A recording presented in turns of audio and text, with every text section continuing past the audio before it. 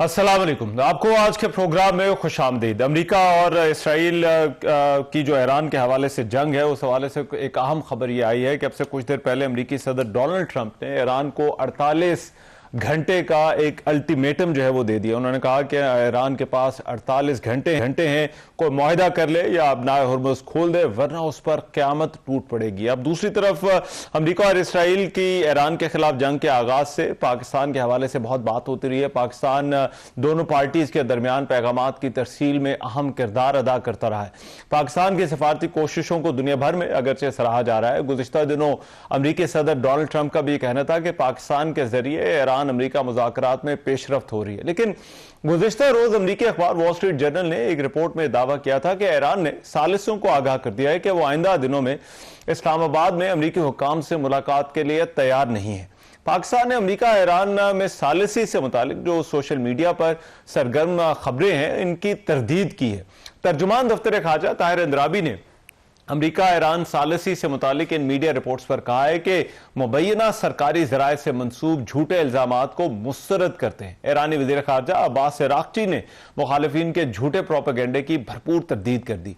इसके बाद उन्होंने अपने एक एक्स अकाउंट पर जो जारी उनका जो बयान था, उस पर एक बयान में इन्होंने कहा कि ईरान ने इस्लामाबाद में होने वाले किसी भी मुज़ाकरात का हिस्सा बनने से कभी इनकार नहीं किया। उन्होंने कहा कि पाकिस्तान की सिफारती कोशिशों पर शुक्रिया अदा करते हैं और हम पाकिस्तान के शुक्रगुजार हैं और इस्लामाबाद आने से कभी इनकार नहीं किया।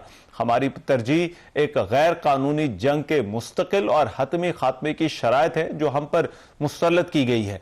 अपने बयान में ईरानी वज़ीर ख़ारजा ने उर्दू में पाकिस्तान जिंदाबाद, शुक्रिया पाकिस्तान का नारा भी लगाया। नायब वज़ीर आज़म और वज़ीर ख़ारजा इसहाक़ डार ने रद्द-ए-अमल देते हुए ईरानी वज़ीर ख़ारजा के लिए मेरे अजीज भाई के अल्फाज का इस्तेमाल किया और कहा कि ईरानी वज़ीर ख़ारजा अब्बास अराग़ची की वजाहत का दिल से शुक्रिया। नवंबर बरतानवी जरीदे फाइनेंशियल टाइम्स ने भी एक रिपोर्ट दी है और उसके मुताबिक मशरिक़ वस्ता में कशीदगी कम करने के लिए पाकिस्तान की क़याम अमन की जो कोशिशें हैं वो भारत के लिए एक धचका है। फाइनेंशियल टाइम्स में भारतीय दिफाई तज्ज़ियाकार सुशांत सिंह की जानिब से लिखे गए मजमून में यह कहा गया है कि हालिया जंग के दौरान पाकिस्तान, अमेरिका और ईरान के दरमियान जो है वो एक अहम सालिस के तौर पर सामने आया है, जबकि भारत मशरिक़ वस्ता मुज़ाकरात से खारिज और अमेरिका में अपना असर व रसूख खो रहा है। ईरान ने जो है वो अपना हुर्मुज़ और अपने फ़िज़ाई हदूद में अमरीकी जंगी तैयारों को निशाना बनाने का भी जो है वो सिलसिला जारी रखा हुआ है और अभी कुछ हालिया डेवलपमेंट्स भी इस हवाले से हुई हैं। ईरान ने अपनी फ़िज़ाई हदूद में अमरीका के 2 जो है वो तैयारों को जो है वो मार गिराने का जो है वो दावा किया था और ईरान ने अपनी फ़िज़ाई हदूद में इन दोनों जंगी जहाज़ों को निशाना बनाया और अब मुख्तलिफ जो मीडिया रिपोर्ट्स हैं वो इसकी तस्दीक भी कर रहे हैं। ईरान में मार गिराए गए जो अमरीकी तैयारे के अहलकार हैं, उनकी तलाश और रेस्क्यू ऑपरेशन भी जो है वो जारी है।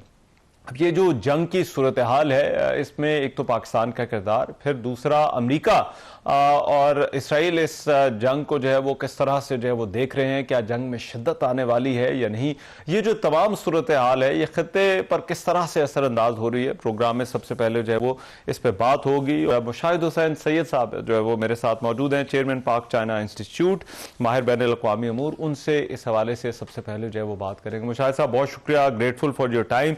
मैं सबसे पहले तो ये जो अभी 35-36 रोज हुए हैं, ये जंग जिस तरह से जो है वो चल रही है, अमेरिका की तरफ से एक चीज बार बार कही जा रही है कि हमने बहुत सारे अहदाफ इसमें जो है वो हासिल कर लिए हैं। आपको भी लगता है अमेरिका ने इस सारे कॉन्फ्लिक्ट के दौरान जो है वो कुछ ऑब्जेक्टिव्स हैं ऐसे जो उन्होंने अचीव किए हैं? अस्सलाम वालेकुम जी, और आपके व्यूअर्स को सबको अस्सलाम वालेकुम। पहले तो बताएं कि ऑब्जेक्टिव्स है क्या थे, इफ एनी, तबाही के अलावा और गलतफहमी के अलावा और एक मैसिव मिस कैलकुलेशन के अलावा। जो पहले ऐलान किया था ट्रंप ने वो ये था कि जी रजीम चेंज करेंगे और हम इनके तबाह कर देंगे सारा जो फौजी सलाहियत है। ना रजीम चेंज हुआ, ना उनकी फौजी सलाहियत तबाह हुई, और उसके उल्टा ये हुआ कि जो स्ट्रेट ऑफ हार्मुज़ जो पहले आराम से खुला था सबके लिए, इंटरनेशनल शिपिंग के लिए, वो ईरान के कंट्रोल में आ गया है। अमेरिका के लॉसेस बढ़ रहे हैं। आज भी पिछले 2 दिनों में 5 जहाज तो उनके गिर चुके हैं। Iran has the upper hand. America में अब मिन्नतें कर रहा है सीज फायर के लिए और उनको रास्ता राय फरार चाहते हैं ट्रंप। तो मेरे ख्याल में अगर ऑब्जेक्टिव देखा जाए तो ये जंग नेतन्याहू की जंग है। इन्होंने फंसाया है, ट्रंप को ब्लैकमेल किया है एप्स्टीन फाइल्स पर। और नेतन्याहू के 3 ऑब्जेक्टिव्स थे कि एक, ईरान को, ठीक, जो इस्लामिक रिपब्लिक ऑफ ईरान है उसका सफाया करना, that regime and the system, और उसमें ईरान को कमजोर भी करना।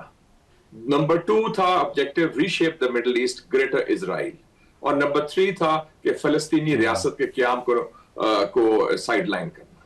तो ये नेतन्याहू के ऑब्जेक्टिव्स थे। तो ट्रंप ने ज्वाइन इन कर दी जंग इस गलतफहमी पर। नेतन्याहू ने कहा उसे प्रॉब्ली कि जनाब फिक्र ना करें, ये तो हम with in a few days हम टेक ओवर कर लेंगे, आप फाते ईरान हो जाएंगे और आपकी बड़ी बल्ले बल्ले हो जाएगी, और हम will be the Victus of the Middle east. तो सारे उनके जो मंसूबे थे वो चिकनाचूर हो गए हैं। तो इसलिए मैं समझता हूं कि Trump is in a quagmire, he is in a quandary, और उनको कोई he is looking for a face saving exit. ठीक है। और मुशाहिद साहब, अभी जो हम टोन देख रहे हैं वो बड़ी अग्रेसिव हो गई है। डोनाल्ड ट्रंप ने 48 घंटे का अल्टीमेटम दिया, इससे पहले भी उन्होंने बात की है कि हम पत्थर के जमाने में जो है वो धकेल देंगे। तो ये जो स्टेटमेंट्स हैं, what do you make out of it? क्या आपको लगता है खुदा ना खास्ता अमेरिका जो है वो किसी एक्सट्रीम ऑप्शन की तरफ भी जो है वो जा सकता है? मैं सुन रहा था सदर ट्रंप की तकरीर 19 मिनट की जो उन्होंने परसों की थी, और जिसमें उन्होंने जो आपने जुबान आपने जिक्र किया बड़ी सख्त इस्तेमाल की, डेसिमेट कर देंगे, क्रश कर देंगे, एलिमिनेट कर देंगे, ऑब्लिटरेट कर देंगे, पत्थर के दौर में ले जाएंगे, और सारा कुछ ये कहा। और उनकी उन्होंने कहा नेवी तबाह हो गई है, एयरफोर्स तबाह हो गई है, सारी मिसाइल कैपेबिलिटी तबाह हो गई है, लेकिन जहाज तो अमेरिकी गिर रहे हैं। जो आपने सवाल पूछा वो बड़ा अहम है और बड़ा खौफनाक भी है। मैं समझता हूं कि उस ऑप्शन को रूल आउट नहीं किया जा सकता, क्योंकि अब मैं देख रहा हूं कि थोड़ा सा जो एक तो उनकी जुबान सख्त के अलावा वो एक मेरा ख्याल मायूस कुन नाकाम जंगजू की आवाज है, चाहे ट्रंप हो या हेक्सेट हो, उनके सेक्रेटरी ऑफ डिफेंस या सेक्रेटरी ऑफ वॉर कह लें। लेकिन उसमें एक तहजीबी जंग की भी मुझे बू आनी शुरू हो गई है, सिविलाइजेशनल वॉर, जिसमें वो कह रहे हैं कि God is with us and we invoke Jesus Christ, कि ये एक मतलब है कि क्रिश्चियन जायनिज्म भी और ये मिलिटेंट क्रिश्चियन मिलिट्रिज्म आ गया है, एज इफ कि ये इस्लाम और उनकी जंग क्रूसेड्स की।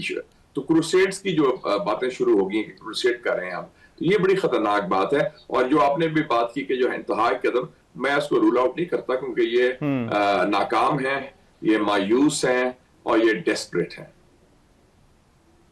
अच्छा, और आपको ईरान के ऑब्जेक्टिव्स इस जंग में जो है वो क्या नजर आ रहे हैं? क्या वो जंग को तवालत देना चाहता है या वो भी कहीं इस कॉन्फ्लिक्ट का जो है वो एंड देख रहे हैं? तो ईरान की एंड गेम आपको इस सारे मामले में क्या नजर आ रही है? देखिए जी, ईरान की बेसिक एंड गेम थी, वो तो 2 मकसद तो पूरे हो गए उनके। रजीम सर्वाइवल वो हो गया, और जो मिलिट्री पावर जितनी भी है, मिसाइल्स, ड्रोन्स, बॉम्ब्स, वो इंटैक्ट रहे ताकि उसकी जवाबी कार्रवाई करें, वो तो हो गया। अब एक एडिशनल बोनस उनको मिल गया, स्ट्रेट ऑफ हॉर्मुस। और इसमें मैं आर्टिकल आज देख रहा था, कल बल्कि छपा है, जवाद जरीफ साहब का, उनके साबिक वजीर खारजा है ईरान के, उन्होंने अच्छी बात की कि उन्होंने कि अब वक्त आ गया है कि ईरान की तरफ से भी इनिशिएटिव लिए जाए कोई with the deal with America, जिसकी बुनियाद ये हो कि अमेरिका जो है हम न्यूक्लियर बॉम्ब तो बना नहीं रहे ईरान, तो एक कॉमन बेसिस तो हो गया अंडरस्टैंडिंग का, और दूसरा है कि अमेरिका अपनी जारियत का खात्मा करे और गारंटी दे कि आइंदा नई जारियत नहीं होगी। क्योंकि 2 जंगें हुई हैं रहमान साहब पिछले 1 साल में, जो धोखे की और झूठ की बुनियाद पर अमेरिका और इजराइल ने की है। तो ईरान का तो ये बॉटम लाइन है। और फिर उन्होंने कहा कि स्ट्रेट ऑफ हॉर्मुस पर हम बात कर लेंगे। तो ये ईरान में मुझे लगता है कि 2 व्यूज हैं। एक व्यू है ये जवाद जरीफ साहब का, जो साबिक वजीर खारजा हैं, जिसके डेप्टी थे अब्बास अरगची, जो आजकल वजीर खारजा है। और दूसरा व्यू है जो उनके नई जो क़यादत इसको ताज़ा आई है, वो कहते हैं ठीक है जी, इनको सबक सिखाना है, हम ये लड़ने को तवील जंग के लिए तैयार हैं, हमारी तो तबाही हो रही है, ठीक है हम इसको रीबिल्ड भी कर लेंगे, आगे भी हमने 8 साल जंग लड़ी है सद्दाम हुसैन से। तो अमेरिका का वो स्टेमिना नहीं है कि वो रगड़ा खा सके, इतनी मार खा सके तवील अरसे के लिए। और उसके साथ साथ जो नुकसानात हो रहे हैं तवानाई के हवाले से और मईशत के हवाले से, और खासतौर पर खलीजी रियासत के हवाले से, वो सारा brand has been hit for a 6। तो वो समझते हैं कि हमारे पास time is on a side. जो पेन वो बर्दाश्त कर सकते हैं ईरानी, वो समझते हैं और राइटली समझते हैं, वो इजराइल ये देखिए इजरायली सारे लोग जो है पिछले 35 दिनों से बेडरूम में नहीं सो रहे, अपने बंकर में सो रहे। तल अवीव, हाइफा में काफी तबाही है ये इजरायली जो के खिलाफ अटैक्स किए हैं ईरानियों ने। और आपने ये भी देखा जो सो कॉल्ड आयरन डोम था वो तो नाकारा हो गया, उन्होंने तो डिमोना पर भी हमला कर दिया। और डिमोना वो है जहां न्यूक्लियर रिएक्टर है, जो उनका काहूटा कह लें, समझ लें, जहां न्यूक्लियर उनके बॉम्ब्स वगैरह हैं। तो उस हवाले से it's a very big shock and blow जो जिन्होंने जारियत की थी। तो इस वक्त ईरानी मेरे ख्याल में they are ready for a deal, they trust Pakistan, they trust China, लेकिन they are looking for iron clad guarantees. धोखा नहीं होना चाहिए। ये नहीं कि वो कहेंगे हाँ जी पाकिस्तान आप आ जाएं या चीन चले जाएं और रास्ते में उनका जहाज जो जा रहा है उसको उड़ा दें या असैसिनेशन कर दें, क्योंकि ये you are dealing with Netanyahu is a gangster of the Middle East. वो तो बदमाशी पर उतर आए हैं, अब क्या रह गया? बंदे मारना उनके लिए कोई बात नहीं। It's a total violation of international law. लड़कियों के स्कूल खत्म किए हैं, यूनिवर्सिटीज को अटैक किए हैं और लुई पास्चर इंस्टीट्यूट को अटैक किया है और ब्रिज को तबाह किया है। ये तो सारी क्राइम्स हैं under international law and Geneva conventions, civilian targets जो कर रहे हैं वो। अच्छा, राइट। इसमें मुशाहिद साहब जरा पाकिस्तान की भी बात कर लेते हैं। पाकिस्तान की जो डिप्लोमेटिक राइज हमने इस सारे कॉन्फ्लिक्ट में जो है वो देखी है, ये बड़ी यूनिक पोजीशन थी। एक तो इसकी आपको जो है वो वजह जो है वो क्या नजर आती है और क्यों पाकिस्तान इस पोजीशन में आया कि जहां पर वो कोई किरदार अदा कर सकता है अमेरिका और ईरान के दरमियान। और जो डिप्लोमेटिक एफर्ट्स हैं उस हवाले से भी पहले बातें हो रही थी, लेकिन अब वो अब्बास अराक्ची ने जो है वो खुद उसकी जो है वो वजाहत कर दी है जो इस्लामाबाद आने की बात थी। तो ये जो पोजीशन है पाकिस्तान की मौजूदा हालात में, ये आप क्यों देखते हैं? देखिए मैं देखता हूँ कि पाकिस्तान में पिछले 50 साल में 3 बहुत बड़े मौके आए हैं where we played our cards very well, almost perfect, और जिससे हमारा कौमी सलामती का तहफ़्फ़ुज़ भी हुआ और हमारा कौमी वक़ार में भी इजाफा हुआ और कौमी मफाद को भी तक़वियत पहुंची। एक 50 साल पहले जब जुल्फ़िकार अली भुट्टो साहब ने 1974 में इस्लामिक समिट कराई थी और ईस्ट पाकिस्तान के जाने के बाद, बांग्लादेश के बनने के बाद 2.5 साल के बाद पाकिस्तान का एक नया वकार, नया अज़म, नया बलबला और नया एतमाद पैदा हुआ था और हमारा एक बात सुनी जाती थी, एक लीडरशिप रोल था। एक वो फाइनेस्ट आवर था। दूसरा फाइनेस्ट आवर था 1998 जब हमने न्यूक्लियर धमाके किए। उसको मियां साहब प्राइम मिनिस्टर थे, I was the information minister and I was the chief spokesman, और हमने जिस तरह वो सारा हुआ था भारत के जवाब में जो किया था, इट वाज परफेक्टली डन और हमारे स्टैचर में भी इजाफा हुआ, ग्लोबली भी, रीजनली भी, और हमारा दिफा जो है नाकाबिल तस्खीर हो गया। उसके बाद न्यूक्लियर बॉम्ब बनाने के बाद जो बड़ा सही तारीखी फैसला था हमारे दौर में हुआ, और तीसरी दफा अब हुआ है। और अब भी एक बड़ी पेचीदा मुश्किल सूरत हाल में पाकिस्तान का एक नया मुकाम निकला है, कायदाना मुकाम, और उसकी बुनियाद थी पिछले साल की भारतीय जारिद का जो मुंह तोड़ जवाब दिया हमने कामयाबी से। उससे एक नया इमेज पाकिस्तान का उभरा, अमेरिका की नजर में भी, दुनिया की नजर में भी, और भारत के बारे में भी नई राय गुजरी। यार इनमें तो जान नहीं है, ये तो बातें करते इतना बड़ा मुल्क, ये तो हम चीन के खिलाफ इसको तैयार कर रहे थे, तो इसमें भी तो पाकिस्तान के खिलाफ भी मार खा गया है। तो उसमें पाकिस्तान का जो असर रसूख हुआ, फिर मुआहदा हुआ सऊदी अरेबिया के साथ, और अब जो मुस्लिम क्वाड बना है पाकिस्तान, तुर्की, सऊदी अरेबिया और मिस्र, ये पहली दफा मुस्लिम ममालिक इकट्ठे हुए हैं। तो चाहे तेहरान हो, रियाद हो, बीजिंग हो, वॉशिंगटन हो, एंकारा हो, ढाका हो, और जो ममालिक खत्ते मॉस्को हो, पाकिस्तान की बात सुनी जाती है, एक मुकाम है, वकार है, एक अहमियत है और एक इज्जत है। तो ये एक बड़ा यूनिक हमारे लिए मौका है। इसलिए हम इस जंग में, हमारी बॉटम लाइन बड़ी क्लियर है, we can not be part of this war under any circumstances, चाहे जो भी हमें धकेलने की कोशिश करे, क्योंकि इजराइल और अमेरिका की ये कोशिश है, रादर साजिश है कि मुसलमानों को आपस में लड़ाया जाए। ईरान को सऊदी अरेबिया के साथ, पाकिस्तान को भी इसमें कूदने की कोशिश करें और ममालिक को भी, क्योंकि गन तो उन्होंने शुरू किया है, जंग उन्होंने शुरू की है और जंग में फेल हो गए हैं। तो अब बाकी ममालिक को कह रहे हैं और यूरोपियंस को भी कह रहे हैं कि यूरोपियंस ने अकल दिखाई, इस दफा ना कर दिया। तो ये बड़ा एक खतरनाक पहलू था। तो अभी तक हमारी I think foreign policy is doing quite well, बड़ा मौसर तरीके से और दानिशमंदी के साथ और दलेरी के साथ भी, क्योंकि हमने ईरान के खिलाफ जारियत का मजम्मत भी की है, हम फलस्तीन के साथ खड़े भी हैं, और हम एक पैगामात और एक ब्रिज का रोल भी अदा कर रहे हैं between Tehran and Washington along with China. अच्छा, ये बड़ा इंटरेस्टिंग है, आपने पाकिस्तान इंडिया की जो जंग का हवाला दिया। अब वो फ्रस्ट्रेटेड भी, जाहिर बात है, बहुत है इस सारी सूरत हाल से। तो ये जो फ्रस्ट्रेशन हम बॉर्डर के दूसरी तरफ देख रहे हैं, इसको भी आप पाकिस्तान भारत की जंग के से ही लिंक करते हैं, या फिर आपको लगता है कि परेशानी इससे बढ़कर भी कुछ है? बेसिकली हिंदुस्तान की पोजीशन, भारत की जो है अंडर आरएसएस एंड मोदी, बड़े छोटे दिल और दिमाग की पोजीशन है। ये बुनियाद इसकी जो उन्होंने मार खाई है हमसे, वो उससे रिकवर नहीं किया उन्होंने। वो रिकवर करेंगे थ्रू बॉलीवुड और फिल्में बनाएंगे झूठी, लेकिन वो रिकवर नहीं किया। उनको समझ नहीं आई कि व्हाट हिट देम, और इतनी बेइज्जती उनकी हुई है जो इंटरनेशनली। उसके बाद उनका मुकाम नीचे गिरता गया, और वहां गिरा जहां उनका ख्याल था उनका स्ट्रांग पॉइंट है, यानी कि मगरिब और वॉशिंगटन में, और वो अहमियत नहीं मिली। और उसके बाद यके बाद दीगरे हमारी अहमियत बढ़ रही है, यके बाद दीगरे उनकी अहमियत गिर रही है। तो उनको वो एक जेलसी है, एनवी है। जैसे हमारे स्कूल में एक जमाने में स्कूल बॉय होते थे, हम कहते थे वो फलाना बंदा रोंदू है, रोता रहता है, रोना धोना, बिटरनेस, हाथ नहीं मिलाना, सलाम नहीं करना, बदतमीजी पे आ गए हैं, एटिकेट नहीं है, कल्चर नहीं है, सिविलाइज्ड तरीके से बिहेव नहीं करे, घटिया लेवल की सोच है, जुबान उनके वजीर खारजा ने जो इस्तेमाल की है, I am shocked, it's diplomatic etiquette के खिलाफ है।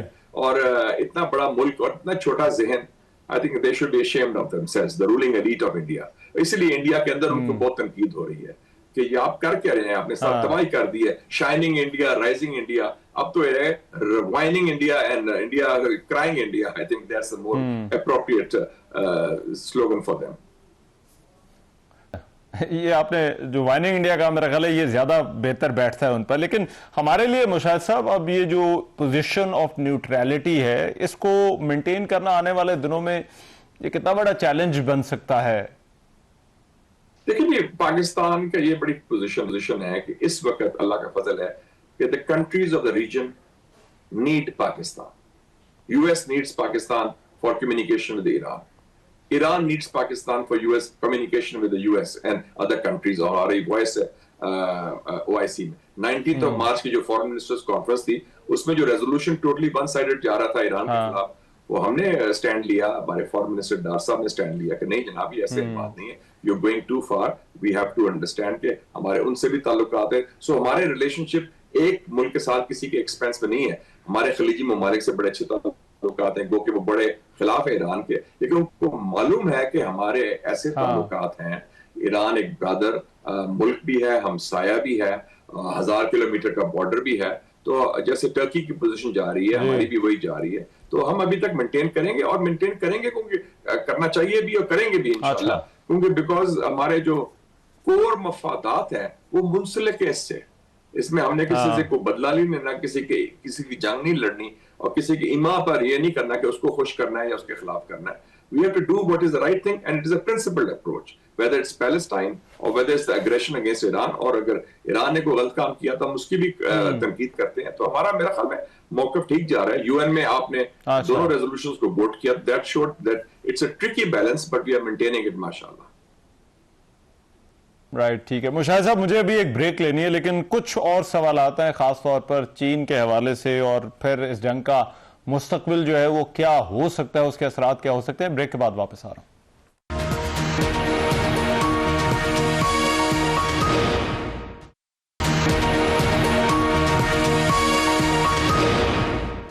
Welcome back after the break. Mushahid Hussain Syed sahab, chairman पाक चाइना इंस्टीट्यूट, मेरे साथ मौजूद हैं। उनसे बात हो रही है ये मिडिल ईस्ट की जो सूरत हाल है। मैं मुशाहिद साहब, एक सवाल जो कि अक्सर पूछा जाता है, और मेरा ख्याल है आप शायद उसको ज़्यादा बेहतर तौर पर जवाब भी उसका दे सकते हैं, वो चीन के हवाले से है। और चीन की जो स्ट्रेटेजिक थिंकिंग है, उनका जो इस सारे कॉन्फ्लिक्ट को देखने का नुक्ता नज़र है, वो आपको जो है वो क्या नजर आता है, और वो इस सारी सूरत हाल को किस तरह से अप्रोच कर रहे हैं?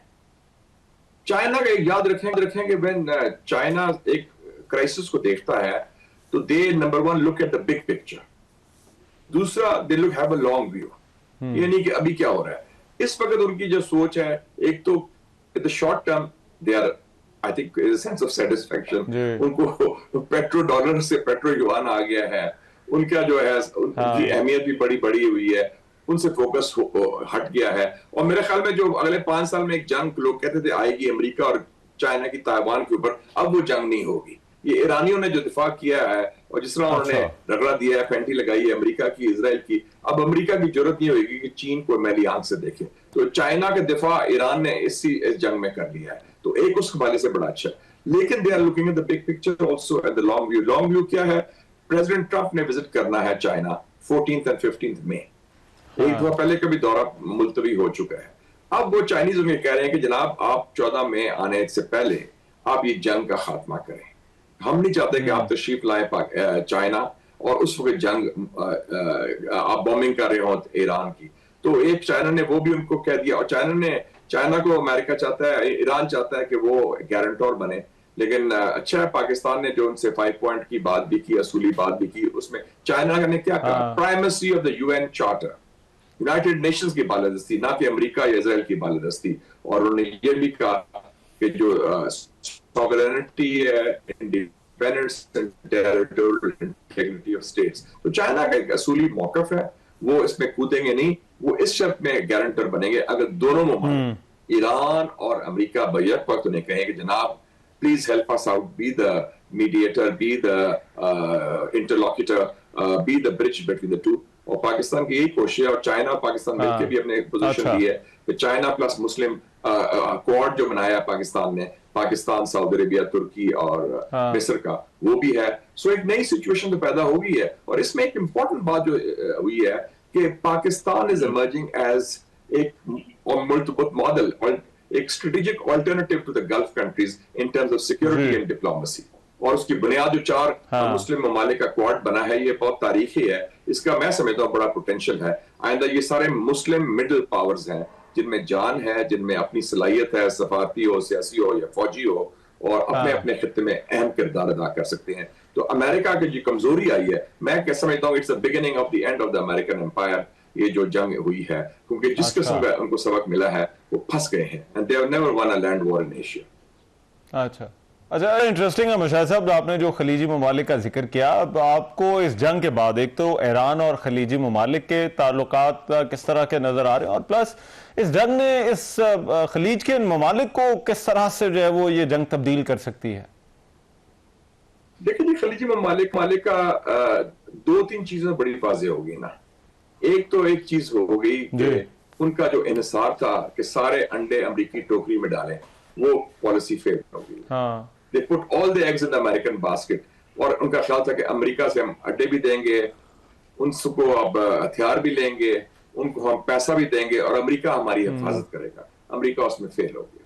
दूसरा उनका व्यू था कुछ लोगों का इजराइल के साथ, जैसे तुर्की अल फैसल जो शाह फैसल के साहबजादे हैं और इंटेलिजेंस के चीफ भी रहे, उन्होंने अभी क्रिस्टियानो मानपुर को इंटरव्यू में लास्ट वीक कहा था CNN पर, we have realized that Israel is the enemy number 1, the biggest threat to the region.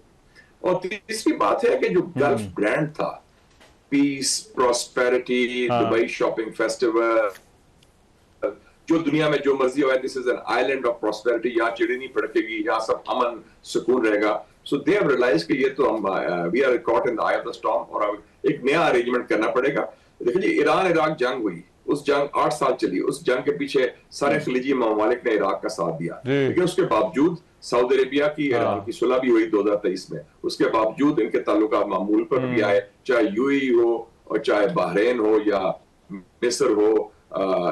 तो ओमान और कतर वैसे भी ईरान के साथ अच्छे ताल्लुकात चाहते हैं और अभी भी हैं। तो मैं समझता हूँ कि ये कोई फाइनलिटी नहीं होती ताल्लुकात के हवाले से, it's based on reality and नजरिया जरूरत ऑल्सो। ये हमारे मफादात का तहफ़्फ़ुज़ किया है, क्योंकि बुनियादी बात यह है कि neighbours can not B wished away.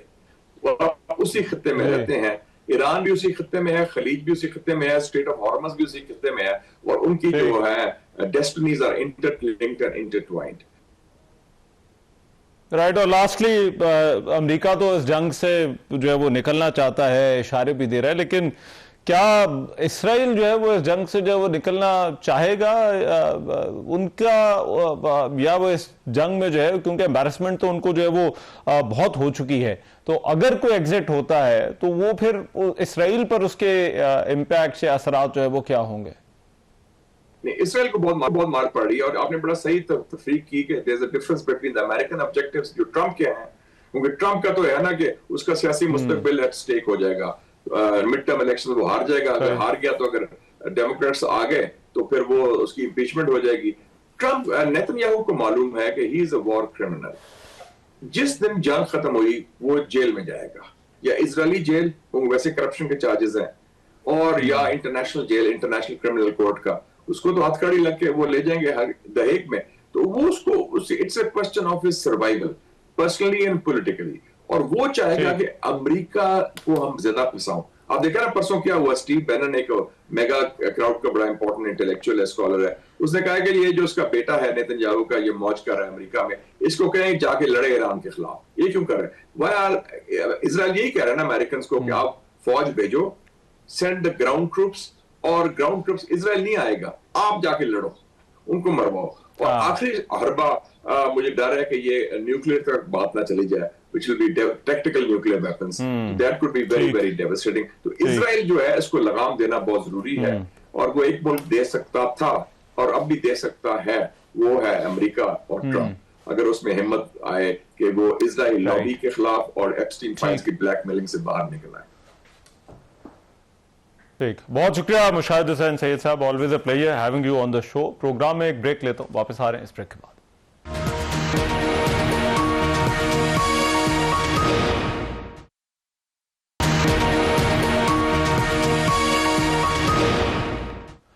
Welcome back after the break. वज़ीर-ए-आज़म शहबाज शरीफ ने गुज़िश्ता रोज कौम से खिताब में पेट्रोल की कीमत में आइंदा एक माह के लिए 80 रुपए फी लीटर कमी का ऐलान कर दिया था। इस ऐलान के बाद जो नई कीमत है वो अब 378 रुपए फी लीटर होगी। उनका यह कहना था कि वो पेट्रोलियम लेवी में जो है वो उन्होंने जो है वो कमी कर दी है। इससे पहले हुकूमत ने जो पेट्रोल की कीमत है उसमें इजाफा किया था 137 रुपए 23 पैसे का, और डीजल 184 रुपए 49 पैसे फी लीटर महंगा कर दिया था। जबकि इस इजाफे से पहले हुकूमत ने IMF को भी ये यकीन दहानी कराई थी कि तेल की कीमतों का जो बोझ है वो सार्फिन तक मुंतकिल किया जाएगा। अब ये तेल की कीमतों में इजाफे के बाद अब ये भी कहा जा रहा है कि बिजली की कीमतें भी जो है वो बढ़ सकती हैं, इंटरेस्ट रेट के बढ़ने की भी जो है वो खबरें हैं। इकोनॉमिक चैलेंजेस हुकूमत के लिए जो है वो क्या है, कहां पर गुंजाइश है, और क्या हुकूमत इस मामले को सही तरह से हैंडल कर रही है या नहीं, इस पर प्रोग्राम के हिस्से में बात होगी। साबिक वजीर खजाना और अवाम पार्टी के रहनुमा मिफ्ता इस्माइल साहब मेरे साथ मौजूद हैं। मिफ्ता इस्माइल साहब, बहुत शुक्रिया आपके वक्त का। एक तो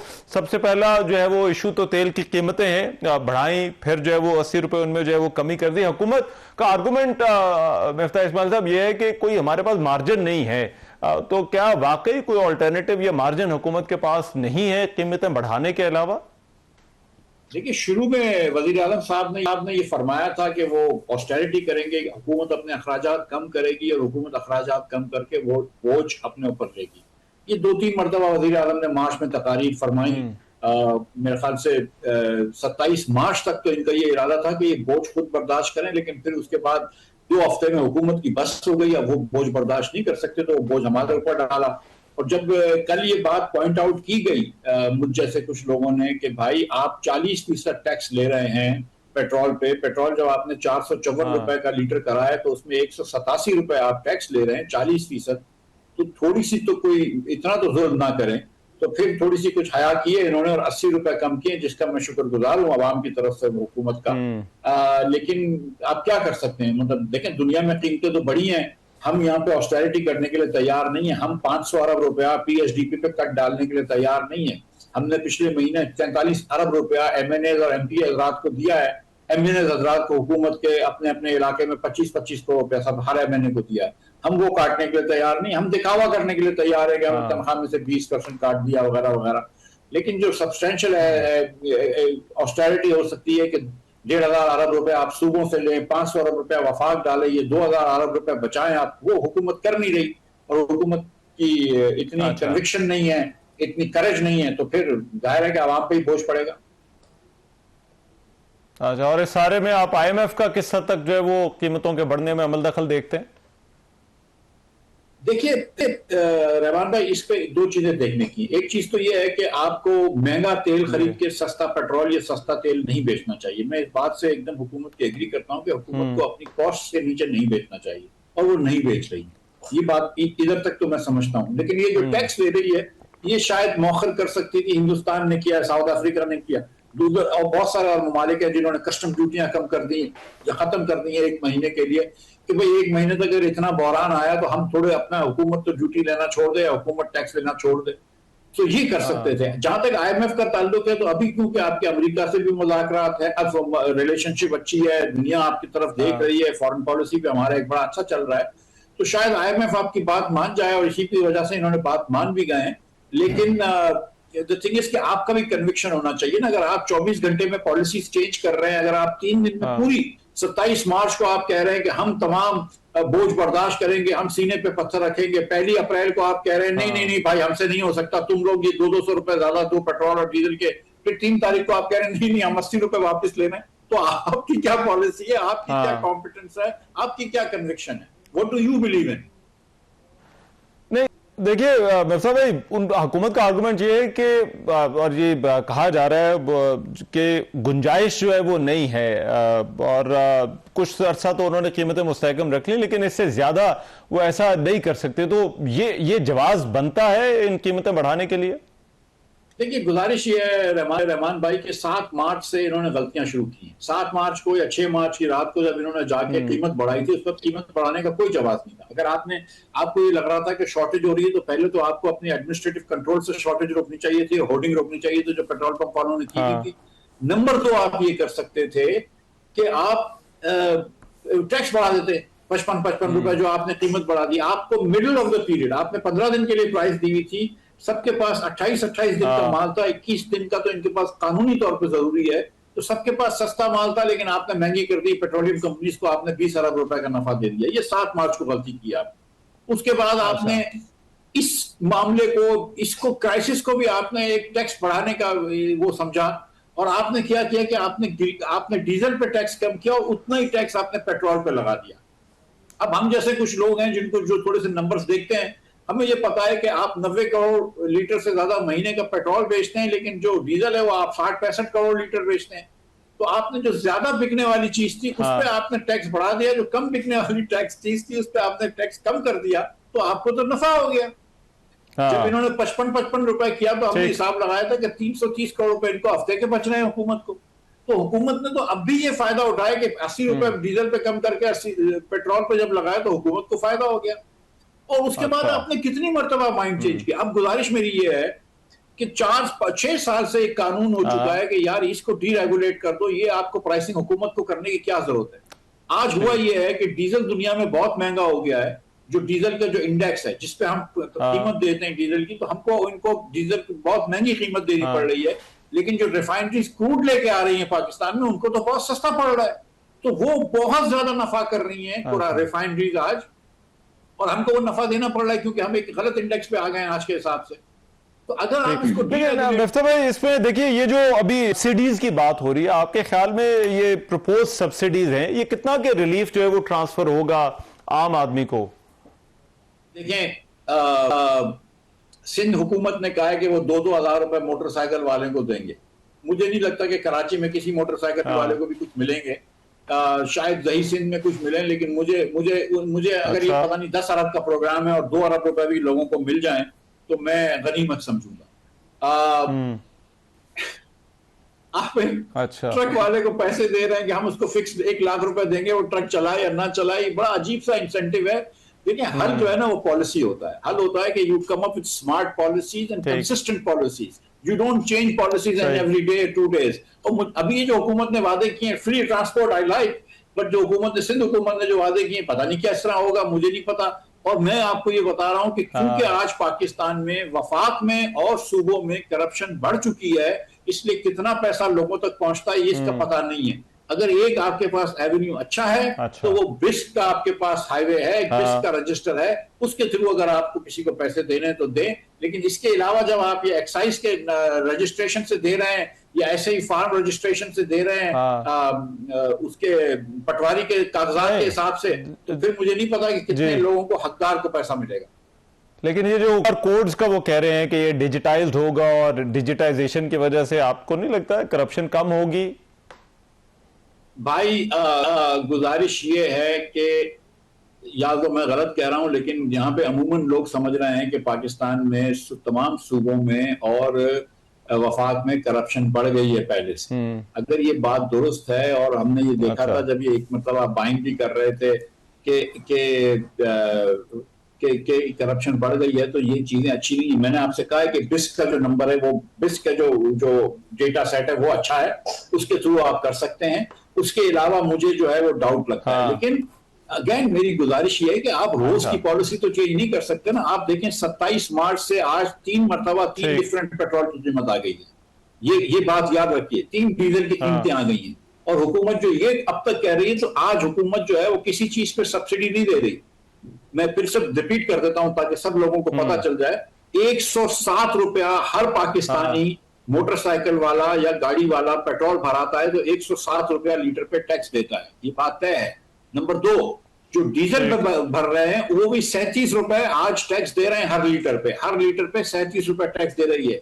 तो हुकूमत सब्सिडी क्यों किसी चीज पे नहीं दे रही? ये बात एकदम जहन से निकाल लें। अच्छा, ठीक है। और ये तो अब खबर आ रही है कि इलेक्ट्रिसिटी प्राइसेस भी ऊपर जा सकती हैं, और जो सोलर पॉलिसी है उस पर भी आज भी शायद खाकान अब्बासी साहब ने जो है वो बात की। तो प्राइसिंग, जो इलेक्ट्रिसिटी की प्राइसिंग है इन हालात में, वहां पर आपको क्या जो है वो कोई चैलेंज नजर आता है? देखिए, हम डीजल पे प्राइस पे बिजली नहीं बनाते, हम पेट्रोल से बिजली नहीं बनाते। डीजल पेट्रोल महंगा हो गया, क्रूड ऑयल महंगा हो गया, इससे फर्क नहीं पड़ता, क्योंकि पाकिस्तान फर्नेस ऑयल से भी बिजली नहीं बनाता। पाकिस्तान बिजली बनाता है कोयले से, या पाकिस्तान बिजली बना रहा था एलएनजी से, जो आप कह रहे थे बहुत महंगी है, आप तो खत्म करवाना चाह रहे थे, अब एलएनजी खत्म हो गई तो मसले खत्म हो गया। कोयले से अगर आप महंगी बिजली बना रहे हैं, कोयले से बिजली बना रहे हैं, पानी से बिजली बना रहे हैं, और अब गर्मियों के अंदर हम जा रहे हैं, अप्रैल मई और अगस्त तक जो है वो गर्मियां आ रही हैं। हमारे तरबेला से बिजली आएगी, मंगला से बिजली आएगी। तरबेला तो पीक पे जाता है अगस्त में। सो आई डोंट रियली अंडरस्टैंड कि हुकूमत बिजली क्यों महंगा करने की बातें कर रही है। मुझे पता है कि अब इस लगानी साहब ने इस बात की कौम को एक इंदिया दिया है कि शायद बिजली महंगी हो जाए, लेकिन हम कोयले से बिजली बनाते हैं। मुझे नहीं पता कि कोयला कितना महंगा हुआ है। तो मुझे, और बिजली, और बाकी लोकल गैस है जिससे बिजली बनती है, तो मुझे नहीं समझ में आ रही कि बिजली क्यों महंगी करेंगे। लेकिन अगर ये बिजली महंगी करते हैं तो मैं आपको गुजारिश करता हूं कि देखिए, पिछले 2 सालों में इस हुकूमत ने अगर बिजली के बारे में बात की है तो सिर्फ सोलर बिजली जो है, सोलर सार्फिन को डिसइंसेंटिवाइज करना है या उनको पनिश करना है। इनकी 2 साल की पॉलिसी सिर्फ ये है कि बस सोलर जो है वो जो 18 रुपए की बिजली लोगों को दे रहा है वो ना दे सके, वो हमारी 47 रुपए की बिजली खरीदें या हमारी 60 रुपए की बिजली खरीदें। और इन्होंने जो है ना कोई अपने लाइन लॉसेस कम किए हैं, ना इन्होंने चोरी कम की है, ना इन्होंने कोई अपनी रैशनल प्राइसिंग करी है, कोई 2 पार्ट टैरिफ करे, ऐसी कोई चीज नहीं करी। और अब ये जब मौके से फायदा उठाएंगे, जिस तरह इन्होंने डीजल पे टैक्स कम करके पेट्रोल पे बढ़ा दिया, नोइंग फुल वेल के पेट्रोल ज्यादा बिकता है, इसी तरह इस धक्के में कि हर चीज महंगी हो रही है, चलो यार बिजली भी महंगी कर दें। लेकिन कोयला, जब तक आप बिजली कोयले से बना रहे हैं और गैस से बना रहे हैं, गैस लोकल है, मसला क्या है? राइट, बहुत शुक्रिया मिफ्ता इस्माइल साहब, हमारे साथ जो है वो मौजूद है। एक ब्रेक शामिल करें, वापस आते हैं इस ब्रेक के बाद।